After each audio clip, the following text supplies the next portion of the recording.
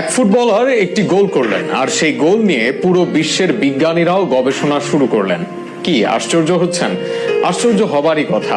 যদিও ফুটবল নিয়ে বিজ্ঞানীদের কোনো মাথা ব্যথা নেই, তবে বিজ্ঞান আছে সবকিছুতেই। বুলেট ম্যান খ্যাত রবার্তো কার্লোস করেছিলেন সেই অবাক করা গোল। সেই গোল আর কার্লোসের জীবন ও ক্যারিয়ার নিয়ে বিস্তারিত থাকছে প্রতিবেদনে। ব্রাজিলে জন্মগ্রহণ করেছেন ফ্রি কিকের জাদুকর রবার্তো কার্লোসও। ব্রাজিলের বেশিরভাগ ফুটবলারের মতোই দারিদ্র এক পরিবার থেকে উঠে আসা কার্লোস ইতিহাসের অন্যতম সেরা লেফট ব্যাক।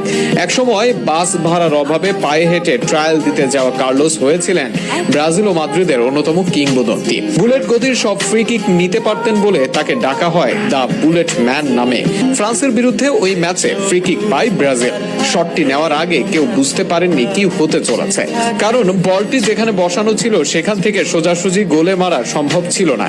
কিন্তু কার্লোস সেই সব না ভেবেই বলটিকে বাঁ পায়ে ঘুরিয়ে মারেন, যা দেখে অবাক হয়ে গিয়েছিলেন তৎকালীন ফ্রান্স গোলকিপার ফাবিয়ান বার্থেজো।